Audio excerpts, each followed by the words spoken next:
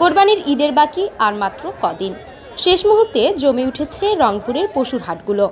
স্থানীয় খামারে পালিত গরু, ছাগল বিক্রি হচ্ছে হাটগুলোতে। এসব হাটে এখনও ভারতীয় গরু নেই, তাই পশুর দাম চড়া বলে জানিয়েছেন ক্রেতারা। হাটে আসা বিক্রেতারা বলছেন, গোখাদ্যের দাম বৃদ্ধি, দ্রব্যমূল্যের ঊর্ধ্বগতির কারণে গবাদি পশুর দাম কিছুটা বেশি। তবে কোরবানির দিন যত ঘনিয়ে আসছে, বেচা কেনাও ততটাই জমে উঠেছে। শেষ মুহূর্তে পছন্দের পশু কিনতে ক্রেতারা ভিড় জমাচ্ছেন জেলার বিভিন্ন হাটে। গত কয়েকদিন তেমন বেচাকেনা না হলেও শনিবার ঐতিহ্যবাহী বেদগাড়ির হাটে অনেক ক্রেতার উপস্থিতি লক্ষ্য করা গেছে। সকাল থেকে রাত পর্যন্ত ক্রেতা বিক্রেতাদের পদচারণায় মুখরিত এই হাট। পছন্দ হলে দরদাম করছেন ক্রেতারা। তবে ক্রেতারা বলছেন, এবছর পশুর দাম কিছুটা বেশি। আগে শুনে গেছিল যে একবারে গরুর দাম কম, এখন বাজারে আসিয়ে ঘুরতেছি কোনো 50-এর গরু 77-এর গরু 1,10,000। কারণ গরু কিনা তো এভাবে সম্ভব না, যার দামটা বেশি। গরু আছে, গরুর কাস্টমারও আছে, কিন্তু বাজার কেউ কম ছাড়ে চল না, আবার কমও তো কেউ নিয়ে চল না।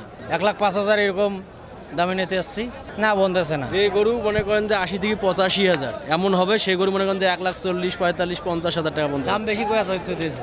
তবে গরুর দাম যাই হোক, ক্রেতার নাগালের মধ্যে রয়েছে বলে জানিয়েছেন বিক্রেতারা। ক্রেতারা গরু দেখে যে দাম বলছেন, তাতে গরু বিক্রি করা যায় না বলে জানিয়েছেন বিক্রেতারা। 1,03,000 কেনা আর 95 দিলে লস হয়ে যায় না। 1 লাখ কিনছি, 95 করে, 5,000 শর্ট করে। কেমন কি বেচা? গরুটা কিনে আমাদের 80,000, ঘর সব 82 পড়ছে, দাম বলে 80 ভাঙ্গি। বেচা না হলে বাড়িতে রাখি দেবো। গরু খাবার যে হারে দাম, সেই দামে আমাদের পোষাচ্ছে না। হাটে 50,000 টাকা থেকে শুরু করে 2 থেকে 3 লাখ টাকা মূল্যের গরু উঠেছে। হাটে নিরাপত্তা ব্যবস্থা জোরদার করেছে প্রশাসন। কেনাবেচায় কোনো ধরনের প্রতারণা না হয় সেজন্য নেওয়া হয়েছে বিশেষ ব্যবস্থা। এছাড়াও হাটগুলোতে পশুর তাৎক্ষণিক চিকিৎসার ব্যবস্থা রাখা হয়েছে। আমরা এখানে দেখছি যে সুস্থ গরু কেনাকাটা হচ্ছে কিনা, অর্থাৎ জবাইযোগ্য সুন্দর স্বাস্থ্যবান গরু এখানে বেচা কেনা হচ্ছে কিনা। শুধু গরু নয়, অন্যান্য যেসব ছাগল উঠেছে সেটাও। এবং আর একটা বিশেষ করে আমরা দেখছি যে এখানে প্রেগনেন্সি আছে কিনা। যেহেতু প্রেগনেন্ট যদি থাকে সেটা কোরবানিযোগ্য হয় না, এটা আমরা দেখার চেষ্টা করছি। এখানে আমাদের বুথ আছে, সেখানে নিয়ে আসছে এবং অনেকে যেসব গরু নিয়ে আসা এখানে কঠিন হচ্ছে, আমাদের এআইটিদেরকে ডাকলে আমরা গিয়ে দেখে দিচ্ছি যে গরুটা গাব কিনা।